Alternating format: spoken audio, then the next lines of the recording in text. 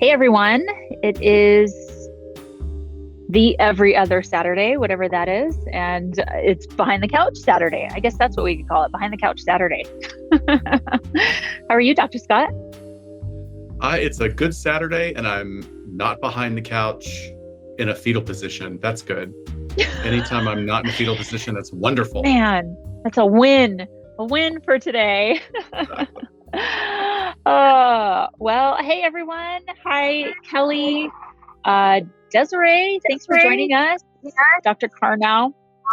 Scott, I'm getting some feedback on my voice. Okay, not anymore. Maybe it was just me. Sorry, we're a little wonky today, guys. As those of you watching can see, I'm not in my normal home office. I'm in my away from home office up in the mountains at my cabin in Big Bear, which is above San Bernardino County. So it's just about, with traffic yesterday, it was like 2 hours away from me. Enjoying this last weekend before my daughter goes back to school this week. Front porch. And I'll try to be mindful of traffic going by and dogs barking and mute myself if I have to. What else is going on, Scott? This sounds so ridiculous to talk about weather, but like it's one of those things that, living in Southern California, it's kind of a deal to us, is that like we've usually had like a lot of hot weather by this time, but we haven't this year. So now we're getting hit with hot weather, and like everybody's pissed off about it. I'm pissed off about it. So it's I'm very warm up here. I'm hiding in the few air-conditioned areas of my house. Ooh, pretty darn warm up here. What's that? I was going to say, I can't manage not looking ghoulish today, so sorry. Looking very pale and ghoulish. Hey, you're right. I mean, our millions of YouTube just have to forgive you, I guess. So Millions upon millions. Millions. Do you want to give a shout out to our new patrons, and then I will do wait. Do you have the Google Doc? They're at the top. Hold, please. I'm looking at the wrong document. I had my Word document and not my other document. So we're vamping. Yes, Desiree. Yes. Your first get vocal. I love the spelling of your name too. Well, hi, Abby. Good to see you. Good to have you. Saw Dr. Carnow sneak in here. I just got locked out. You're getting locked out of everything today. I am locked. You locked me out of the document. Why did you do that? What the F? You can't see anything? Okay.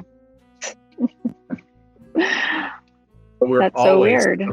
Very, very glad to have friend members. It's kind of amazing. Okay, I'm going to send this to your email, Scott. I just did a share, and I will go ahead and read these new names. So, first of all, together we have Kelly and Lebby. They joined Patreon, and then we also have Holly as a new Patreon member. So thank you guys very much.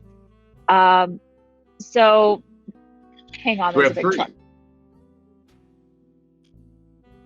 And are you going to talk? Are you going to the giveaway that you have? Yeah. So up here, and I think you remember this from when you came up, Scott. There is this hilarious store up here in the Big Bear Village, and it's called Stupid Idiotic, and it just has funny like gag gifts. One time I bought a Christmas gift for a Christmas exchange, like white elephant thing for work.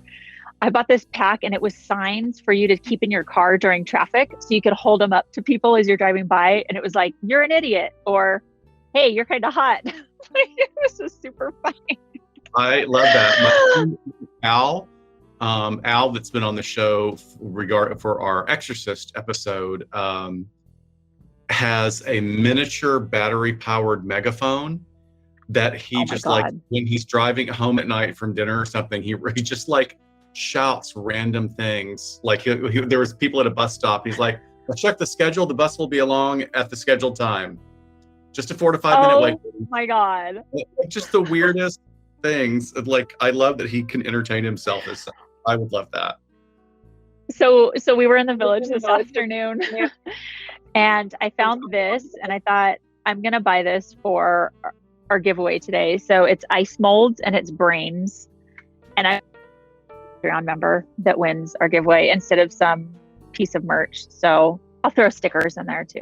But let's do our giveaway. How many molds are in there? There's 4. That's awesome. Very cool, right?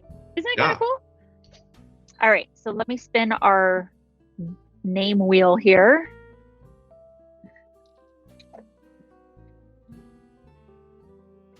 And our winner is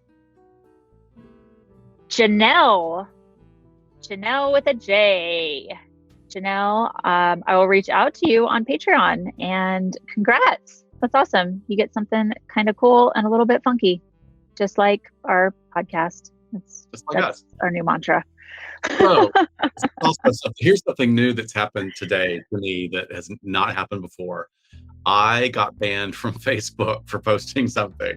So what the hell happened? No, I'm monitoring our viewers here on Facebook. Thank you so much for being here. I can't comment though. So I want to monitor, but you can't comment. See you, but I cannot comment. Jennifer and Denise, thank you. Denise, my classmate. Denise, I love you. She was my roomie for a while here when she was doing her internship. But yeah, I managed to get banned off Facebook for posting a meme about how stupid people are about vaccines. So I mean, it was funny. Yeah, and they banned me for 15 hours. So. For 15 hours. Shannon said she can't be prouder of you. Thank you, Shannon. Thank you. And somebody mentioned an air fryer earlier, and I was going to say I highly, highly recommend the air fryer. Oh my gosh. It's totally worth it. Like, What's your favorite thing you? Well, I love like roasted vegetables, and it takes roasted vegetables to a completely different level. Like it made Brussels sprouts into almost like eating potato chips. It was so delicious. And then broccoli got really crispy, and we're going to do asparagus tonight. And I got the fake tater tots, which are made with cauliflower. So we're going to try those tomorrow. So I'm very excited. Oh my God. That sounds awesome. All right, cool. So the episode we did this week was on the disappearance of Deputy Oj 98. Had a lot of good feedback from people, and people are kind of split on the different theories, which is kind of interesting to hear because I don't feel like we lean too hard into any single one, really. And it's just interesting to hear people's feedback all this year later, but also to be just really like a feeling of just how sad this story is. And I was messaging with Shannon earlier. Sorry, I just got distracted by a squirrel crawling up this tree for Peanut. That would have been me, yeah. I know. Scott would have jumped off this porch right now. I wonder what his daughter's up to, and hopefully she's doing okay. You know, just how awful to have a family member miss. Well, right. And that's something I wanted to start with. We wanted to talk about some similar cases, that a couple that were related to missing individuals. One particular that I wanted to share that was a particularly horrific criminal act that happened to hikers. But I love that I was able to find a quote from an MFT who works with grief and loss. And the New York Post did an article a few years ago about a young man that had disappeared hiking in the mountains, and his remains were found, and there was some resolution. But I really thought that Pauline Boss really had a great perspective on this. So I wanted to start us out today by sharing her quote. She says, "Losing a family member to the unknown is one of the worst psychological traumas a human can endure." She has coined a term or generated a term that she calls frozen grief for the mental anguish that families and friends of the missing have to endure. And it's interesting, the National Institute of Justice, the research arm of the Department of Justice, calls it the nation's silent mass disaster.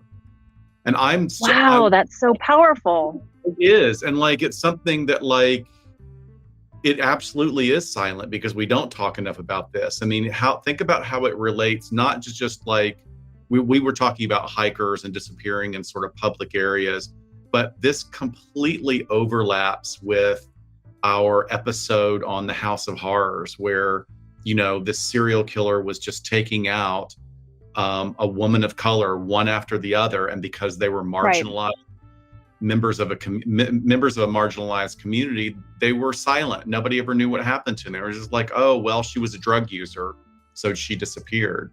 So I think that this is a perfect way to start this episode. It's about having to find resolution in not having any resolution at all. Right. Wow. That's very powerful. Frozen grief. My goodness. So just a little quick tidbit. After my dad listened to the episode, my dad, when he was with the sheriff's department, he finished up his career working in the court system, essentially as a supervisor. And, you know, after a career and as a sex crimes detective or a child abuse detective, and then he worked at SEB for a little bit.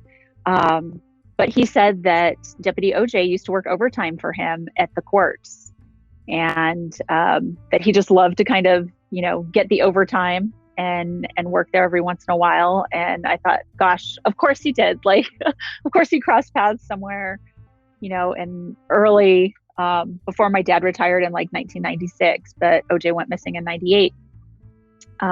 So I thought that was just interesting. My dad kind of has a tie to some very interesting things that hopefully we'll get to have him talk. Shirley Manson, the McMartin trial. We really need to get him on. So yeah, we really should. I wanted to start with a case today that Shiloh had recommended because it was related.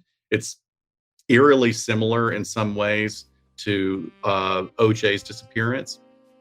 And this actually took place recently in Berkeley, California, and the name of the individual is Philip Krychek.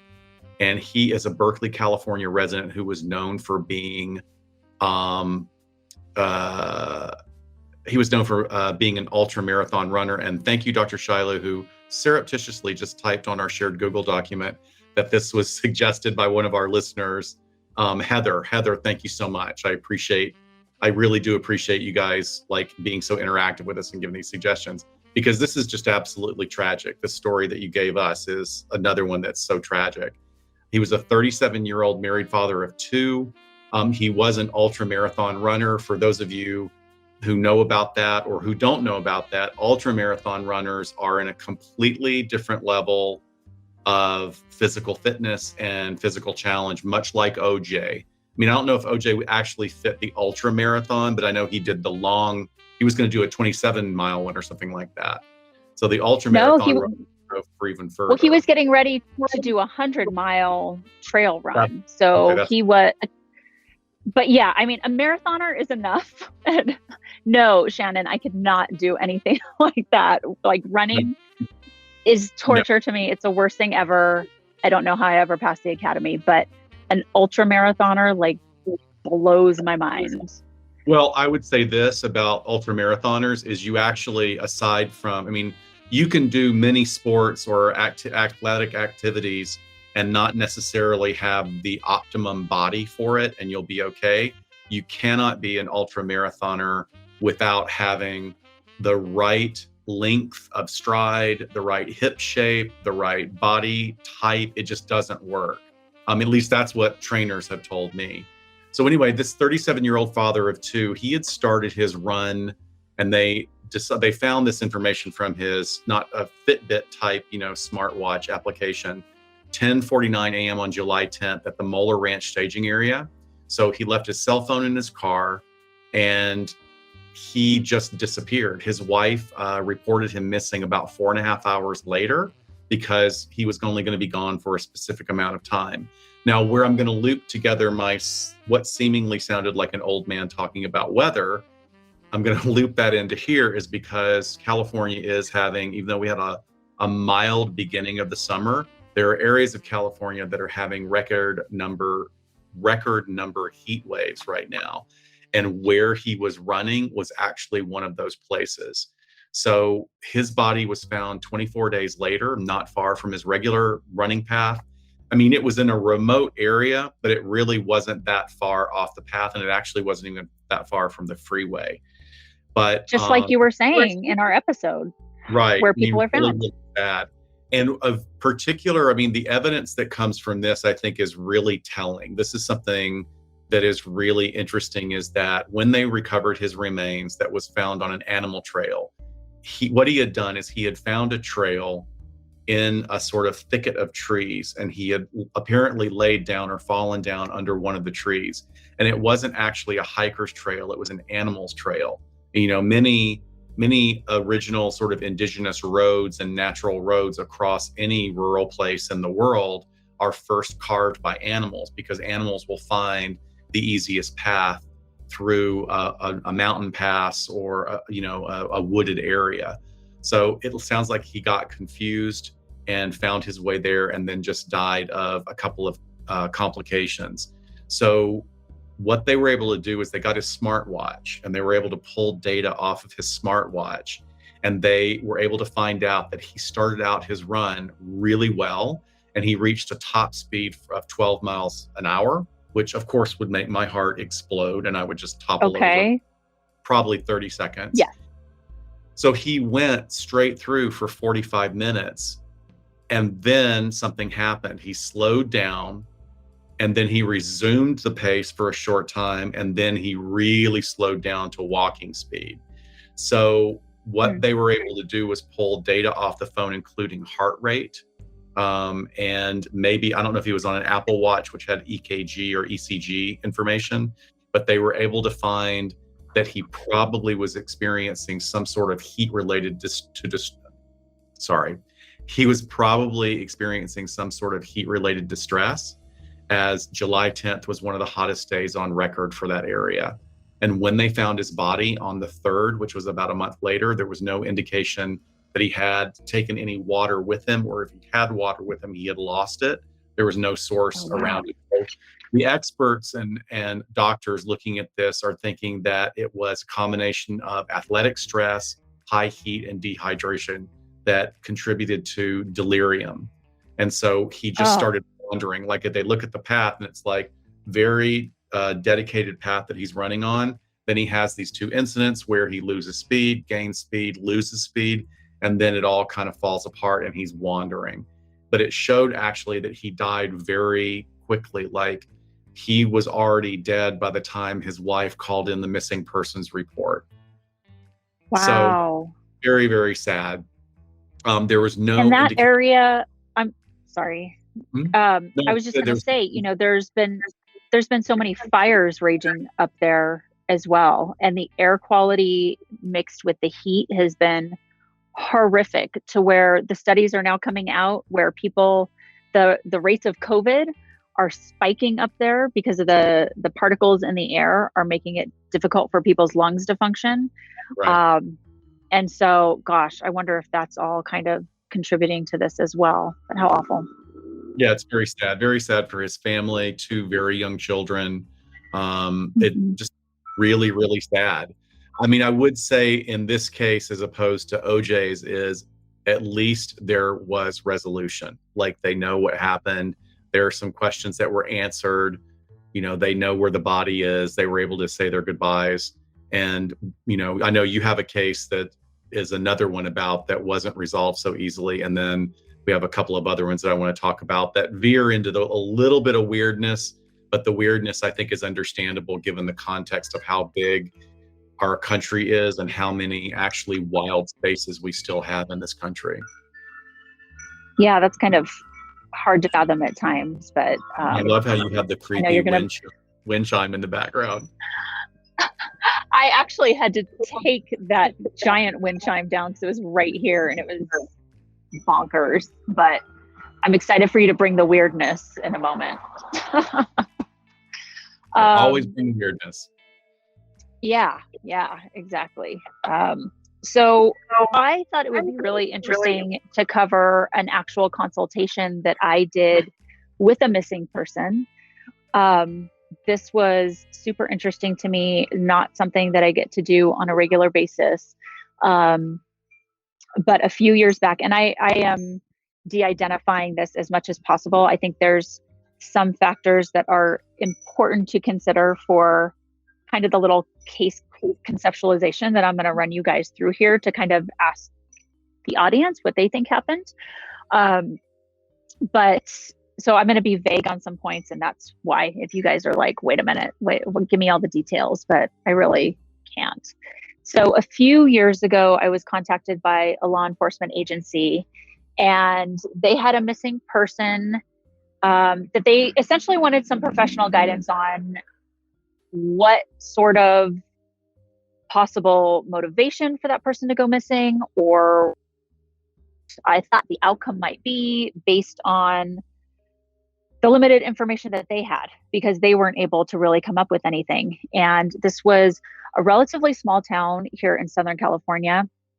This person had really been a staple of this community, like born and raised there, had friends and family that were very invested in his well-being, of course, but just somebody that people really did notice if they weren't there anymore, which is why there was probably the extra attention. And of course, being able to bring in other resources.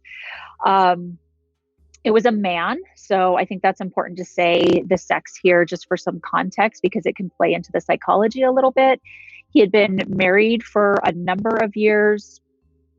He was in an age category between like his 50s, religious, a person of great routine, like same church service every Sunday, goes to the gym same time every day, work, enjoyed the same, like hiking, walking trails, cycling, absolutely a part of his daily life, sometimes multiple times a day. And in the city that he lived in, he was able to do this quite literally in his backyard, because one range of foothills like backed up to where he lived. So on the day of his disappearance, his wife, she had left for work early, and it was actually a Sunday. And he had left for the gym. He went to his regular workout pretty early in the morning. They think that he came home to change. There was some evidence of that. And then he went and attended church at about 8 a.m., went to his regular church services, returned home sometime after that. And then there was evidence that he had logged onto his computer, deleted some emails, probably just before 10 o'clock. And then there was one witness, a neighbor, who said that they saw him basically walking through the neighborhood, but kind of headed for a very common hiking trail. And that was kind of it locally.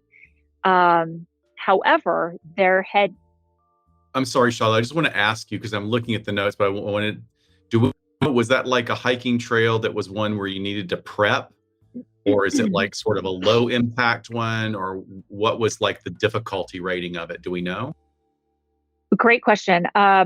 So the trailhead there can go in a number of different directions. And I know this because I've different of those trails before.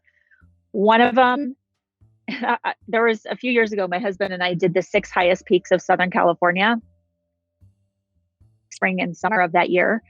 And this trail leads to one of those peaks, but it's the lowest of the 6, but is one of the most brutal because it is like completely exposed to the sun on the way up and down.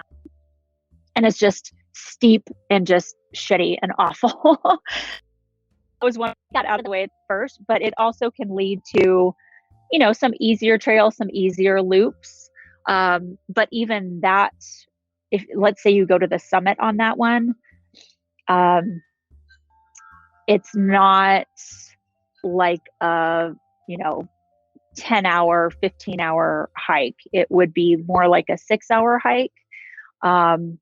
So I'm guessing that he wasn't setting out to do that on that day. But I'm guessing he's also very familiar with hikes that he could have done from there.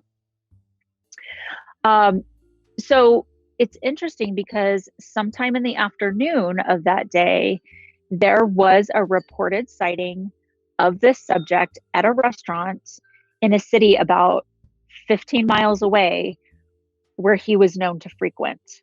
I don't know who that sighting came from, if it was a restaurant worker who was like very familiar with him. I never got that information. This individual was quite recognizable in a sense. He was very tall, very thin, you know, kind of like you're talking, Scott, about like that athletic body, even though he was an older gentleman, like really noticeable, probably 6'8" or tall. But essentially his wife gets home at 2 p.m. and then kind of waits till like 6:30 in that evening and reports him missing at that time. So it didn't appear that after church or the hike that seemingly he would have gone on, it didn't appear that he did any chores or ate lunch at home or read the newspaper at home. And those are all things he would normally do on a Sunday when his wife was going to be out of the home. Also, his wallet were left behind. So, you know, there's some preliminary information for you guys as you kind of think about like, okay, what was happening here? There had been an extensive search and rescue operation. I'm talking dogs, helicopters. The search and rescue teams in that area, excuse me, are very experienced. Obviously, hikers go missing in this area quite often. So they're like, so all that had been exhausted. Obviously, if the police department's coming to me to say like, hey, what do you think? They've really exhausted everything they could by then. Sorry, this mountain air just like has me parched today. I don't know what it is. This clean, disgusting air. So let me tell you a little bit about the stressors that were going on in the subject's life to see if it makes a difference to you guys as you're sort of formulating what you think may have happened with this person. So a few months, several months, not quite a year, but several months prior to his disappearance, he had been diagnosed with a rare syndrome. He learned that with this health issue, sorry, waiting for cars to go by, that it was inevitable that he was going to have to undergo heart surgery, that there was an identified heart defect going on here. And his doctor told him, you have to cut down on your exercise because you are absolutely stressing out your heart. And essentially, something could go wrong with it at any time. For somebody as physically active as him, this was incredibly distressing to him because it was such a huge part of his life. He loved being out in nature. It was his identity. It was his more than just like a de-stressor or a coping skill. Like this was part of his life, being born and raised, you know, in this area. So this was huge. It was really huge. Additionally, which I thought was really important, I asked about, you know, how things were going at his job because he was still working, he wasn't retired. And he had made statements to some people that he was stressed by an audit that was happening at his job. And previously mentioned that if they ever did an audit at his work, that he would be going to jail. So that was something that I really keyed in on as far as at least where is this guy's mindset? What does this even mean? Am I looking at someone who doesn't want to be found out? Am I looking at someone who wants to disappear because they don't want to go to jail? It was just a really, really fascinating piece. It was what? It's also leakage. He's telling on himself, you know, even if it's to an intimate, it's leakage. Absolutely. Talk a little bit about what leakage is. Well, leakages happen. I mean, primarily we see it most often in people that tend to be if they're dark triad leaning, or they're serial killers, or they're kind of career criminals, or they've gotten to the point where there's like this psychic weight on them for the crimes. So maybe not so much sociopathic, because sociopaths wouldn't care, unless it's balanced by that narcissistic need to get credit, or because the guilt is so heavy on them that it leaks out. It leaks out where they start giving clues and they start telling on themselves. And there's a whole spectrum of awareness within that individual of how much they are actually giving away. Like, they may be aware that they're doing it. They could be completely unaware that they're doing it. But what it usually falls under the rubric of is that cops will be looking at a profile or formulating a profile, and they'll go, this guy wants to be caught, right? Because he's engaging in leakage. Yeah. And we also talk about leakage a lot when we're looking at threat assessment, because people who are planning like incidents of mass violence or mass shooters, there's sometimes leakage that happens there, whether it's on the internet or they say something to a friend. It's sort of a precursor to the event itself. So that's just another way in which I hear it a lot lately. So of course I was interested, I'm sorry, somebody in the chat asked if they ever did the audit and found out anything about that. I don't know. That's really interesting. Maybe, after I tell you the resolution of this, that, maybe they ended up leaving that alone. I don't know.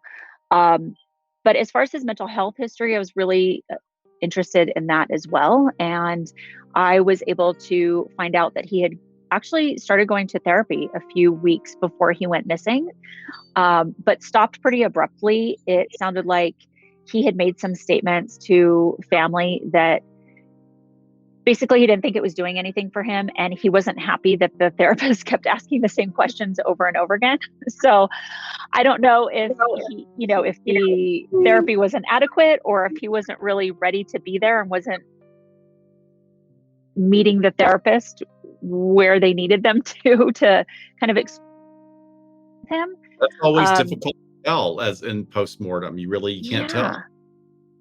You can't.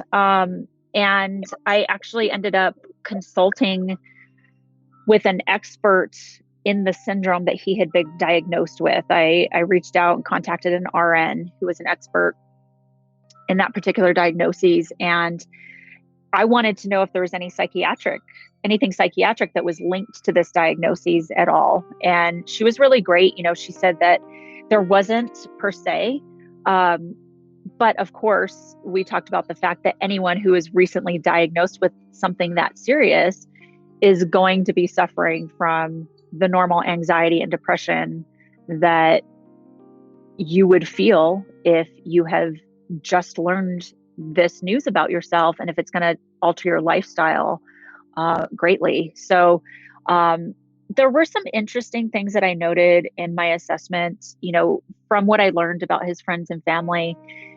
He was very rigid, and I didn't quite, obviously, didn't have this person to assess to be able to say that he had an obsessive compulsive personality disorder, but there were definitely some traits there. He was, I mentioned earlier, he had a routine, but he was very inflexible for deviations in his schedule. His routines were exactly the same. Scheduled times did not waver. If somebody wanted to alter some plans, that did not go over well with him. And so that really gave me an indication as this being a preoccupation for this person,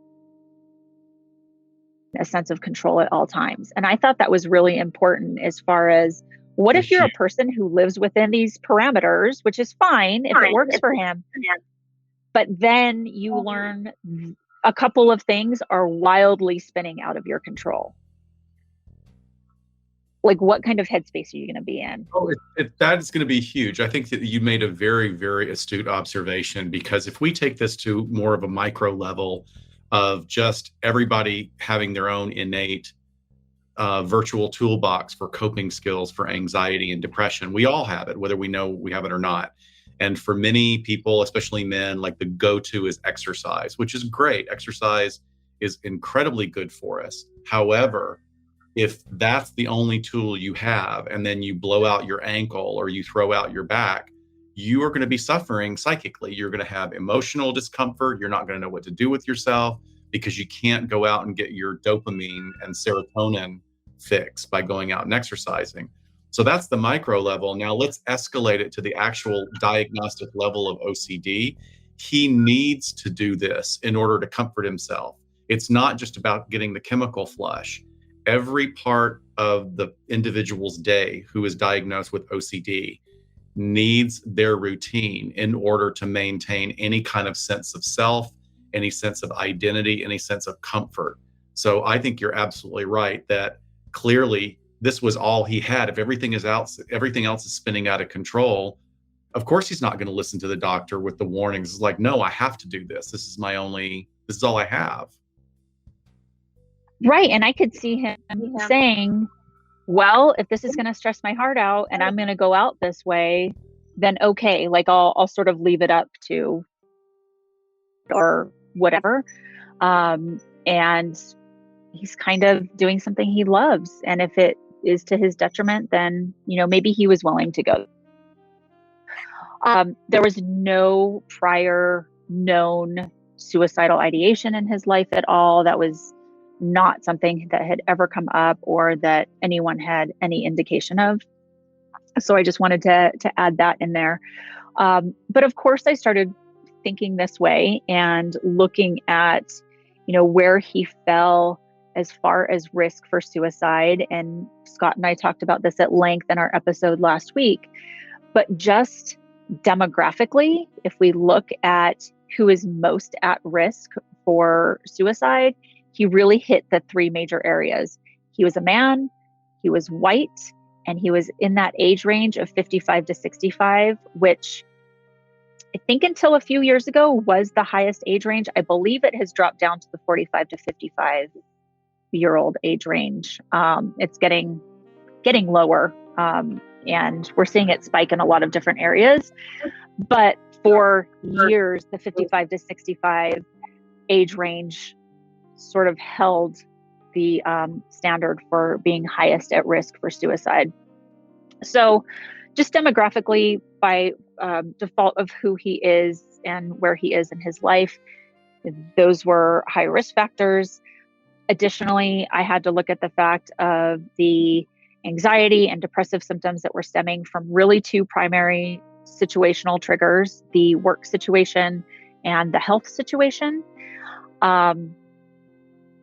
So he's either anticipating or currently going through this audit at work in which he feels like he might lose everything, right? He might lose his freedom. He might lose, his job, his freedom, life as he knows it.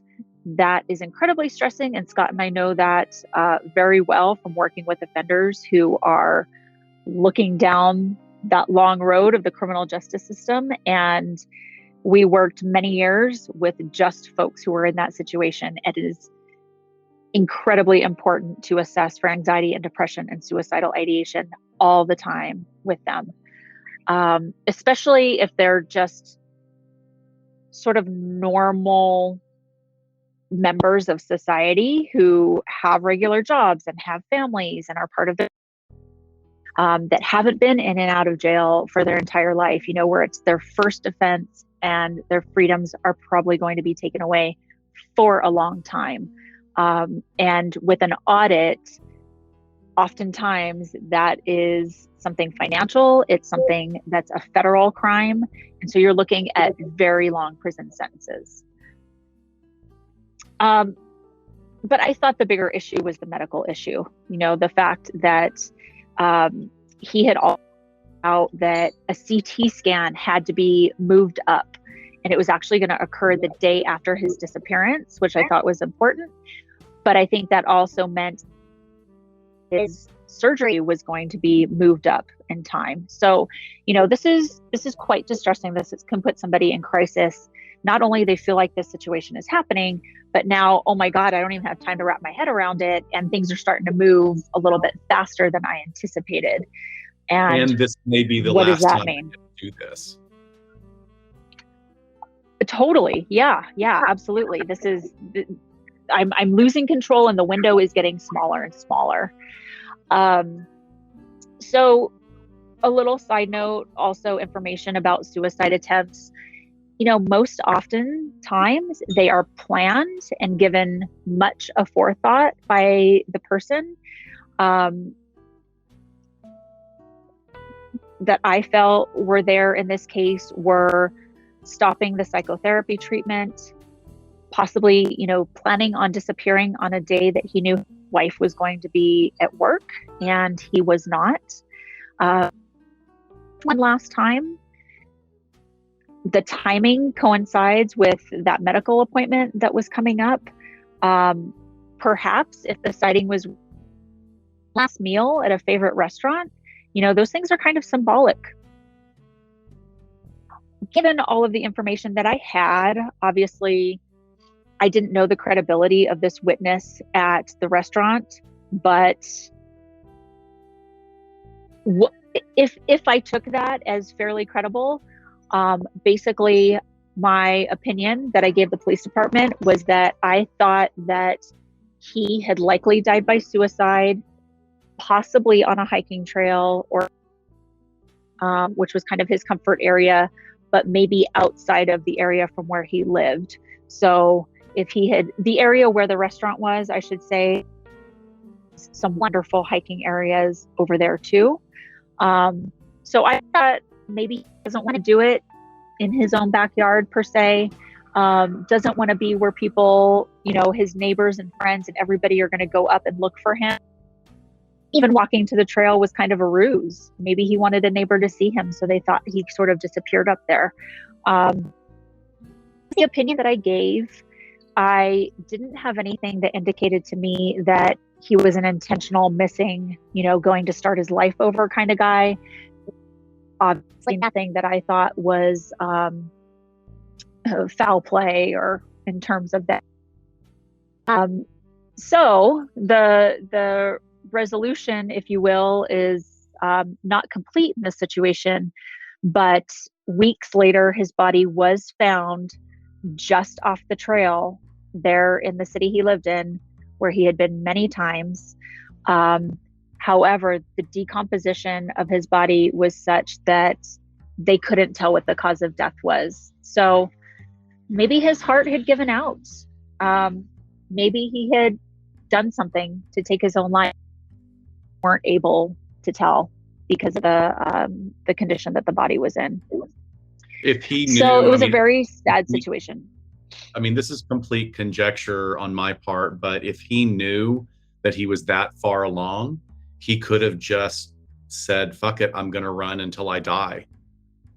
And then, had some sort of event that made him off the trail, or, there's just so many things that we'll never know. And unfortunately, when someone is found in an advanced state of decomposition, in this case, in my case that I talked about, the guy, we had his smartwatch data. In this case that you're talking about, there's not enough data to give any kind of tracking or any biometrics that might help us understand. It's very sad. Yeah, so it is. It was So we gave a couple of examples now of people that sort of intentionally or unintentionally have died in rural areas and, enjoying the wonderful outdoors. We're probably like putting people in a position now. It's like, do you really want to go? It's like, don't stop going outdoors. It's very good for you. But, in regards to the missing, I just want to kind of return back to some basics about it, that in the majority of states in the United States, a person is not classified as legally dead unless they have been missing for at least 7 years. And at that point, they're declared dead unless there's evidence otherwise. So there's a term called death in absentia. And for a lot of survivors, that's even worse than finding a body. For their survivors or family, is like we were talking about at the beginning of the episode, we'll have no resolution. But we do have examples of real murders that have happened. How many hikers disappear each year? So there's a lot of controversy in the US because the national park system is wonderful. It's one of the best in the world, but they have their own way of doing things and they are autonomous, very much outside the government oversight in many ways. And throughout the years, that's been actually a really good thing. But it also means that we don't get really clear data on actually how many people disappear each year. So there are some people that are trying to get truly legitimate stats. And then there's a couple of researchers out there that do the high weirdness, paranormal type of stuff. There's a documentary, it's called a documentary called Missing 411. I found it completely fascinating. Although there's a lot of controversy. And if you go deep into Reddit, there are very good researchers who say this guy's out for the money and he's misrepresenting a lot of things. But even all that being said, yes, there are a lot of people that disappear and it is pretty weird. So most people, according to the scant data that we've got on disappearances, oddly enough, disappear in the late afternoon just before or during severe weather. So now that's odd, because if we're going to talk about intention versus accidental, if you're going to disappear, why would you go late in the afternoon? I mean, it doesn't really make any sense. You'd start out early so you can get further, I would think. Or maybe you start on purpose? Right. Or do you want to go later in the day because that throws people off, that they don't know if you've actually gone on a hike or you've gone out to dinner? I mean, and then it's more of a chance who's going to call in something late at night, and who knows. But there's a lot of red tape in the National Park Service, and Paulides, the guy that has done these documentaries, you know, he kind of gins it up as this big thing that is almost like a conspiracy theory. But even another researcher who doesn't agree with Paulides will say, look, it would so badly that the visitor numbers would fall off a cliff. So he just says he doesn't think there's a grand conspiracy to keep the numbers hidden, but the National Park Service certainly doesn't advertise that there are dozens of still missing visitors in Grand Canyon or Yosemite every single year, and a county sheriff is not going to put out a missing person on his reelection poster. So that's very interesting. But then there was another that we forget to look at about how many people that are on the missing list actually end up in jail each year. And that actually, there's quite a bit of overlap, that a lot of people who get reported as missing fall into the legal system that is not necessarily connected to a national database. So interesting. There was a 3-year-old boy in January 2019 named Casey Hathaway, and he disappeared near his great-grandmother's home in rural North Carolina. Temperatures that night dropped below freezing and rain blew sideways. That's very severe. 3 days later, he was found alive, entangled in a bush, a quarter of a mile from where he went missing. But it wasn't just a quarter of a mile from where he went missing. It was also straight up to almost a 5,000-foot elevation. So how did a 3-year-old boy basically make it up in that weather all the way up? That is very, very weird. Interestingly enough, aliens, right? Maybe. Aliens, a mama bear just like drug him up. Or Bigfoot. That's what Tanya Barba says. Tanya Barba is part of the, there's an Olympic project that's called the Olympic Project. And these are, and I want to be very respectful how I say this, is like, it sounds very weird because these people are Bigfoot hunters and they believe that there's like an overlap between the people that disappear and Bigfoot. Whatever we believe about that, it sounds like such hooey. But I'll tell you what is great about this organization is every time someone goes missing, they pull out all the stops to support the family and help the people try and find. And they have been actually very helpful in locating people and locating remains and clues over the years. So say what you will about the Bigfoot, that's pretty helpful. Now, it's a tool. For those of you that are here on the West Coast or don't know about it, like even in the US, a lot of people don't know about really the Appalachian Trail. And the Appalachian Mountain Range on the eastern coast of the US, not really on the coast, but it's one of the oldest ranges of mountains in the world. It is absolutely stunning. It spans from Georgia all the way up to Maine. And millions of people hike it every year. And it's like for hardcore hikers that like people will quit their jobs or take sabbaticals to take the length of time that it takes to hike this. And people are very helpful to each other on the trail. Excuse me. And the problem is that despite the number of shelters and the number of people on the trail that are very helpful, there have been problems for years that have increased, where people that are really off will leave booby traps. And one of the most common booby traps on the Appalachian Trail is to string fishing wire between two trees and bent pins right at eye level to catch people. Oh my God. It's one of the reasons that they always say you need to wear tinted sunglasses or eye protection gear on the trail the whole way. I mean, it's really fucked up that somebody would do that. That is hideous. Ugh. Yeah, it's like something from a horror movie. It really is. But in 2019, Ronald Sanchez Jr., who was an Iraqi war veteran, started on the full length of the Appalachian Trail, starting off in northern Georgia. And after he reached Southwest Virginia, he was in an area that was just beyond where there was sort of a meeting area where people would set up camp together, and there was sort of a clearing area where there were fire pits and where there's a water source nearby. But he was attacked by James L. Jordan, who stabbed him to death, as well as wounding another hiker. And it's described as one of the worst examples of violence in the whole history of the trail, despite what I was just talking about, that there have been a number of increasing incidents over the past 30 years. So Lorden was charged with murder. He was found, interestingly enough, he was found not guilty by reason of insanity, and he was committed to a psychiatric institution. And as Dr. Shiloh and I have talked about on another episode, that is incredibly rare for an individual to actually be able to be declared guilty by reason of insanity, which means not that they won't go to prison. Their prison will be served in a psychiatric unit for either just as long as a prison term or longer. So it may be somewhat of a more comfortable setting, but it's, you may never get out again. And in some cases for good reason. So a psychiatrist for the prosecution determined that he was diagnosed with severe psychiatric illness that had features of psychosis and a mood disorder. So diagnostically, what we're talking about is a particular condition called schizoaffective disorder, and it has elements of schizophrenia and bipolar disorder. So it has to be managed very carefully with medication, and it can be managed very well. And we can have very high functioning individuals who are on their meds and do very well and have a quality level of life, and the other people who absolutely do not. And it turned out that this guy had fallen between the cracks for years. And even though he was in his early 30s, he had never gotten any mental health history.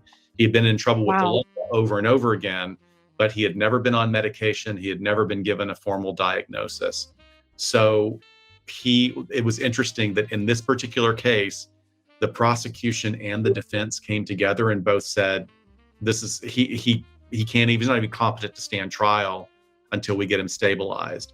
So they sent him for restoration of competency, got him on medication for the first time in his life.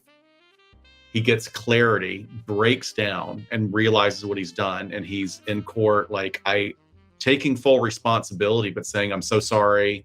I was very sick when I did this. I would never want to hurt somebody. I believe this person." I mean, it's on and on and on. It was very, for what we talk about in our podcast about that intersection between law and mental health, mental illness, this is an absolute perfect example of how important it is to have treatment and a correct evaluation. So he is still in a psychiatric institution. He will be there for a very long time. The incident that occurred, like I said, in 2019 had a huge impact on the number of visitors coming to the Appalachian Trail. And it was starting to spring back. But then, of course, COVID hit. And now a lot of the outdoor places have seen like a dip. Although I think now the people, especially during the summer months or the non-inclement weather times, you can get on these trails and be quite successful. But people during the winter, when you might be in one of the shelters or a place where there's less airflow, I think a lot of people are sort of, okay, I'll wait a couple of years until I go back there. Before the attack, other people had reported him.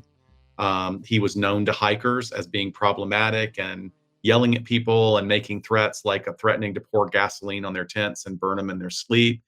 And a lot of people, there were some reports that were made, but not a lot of them.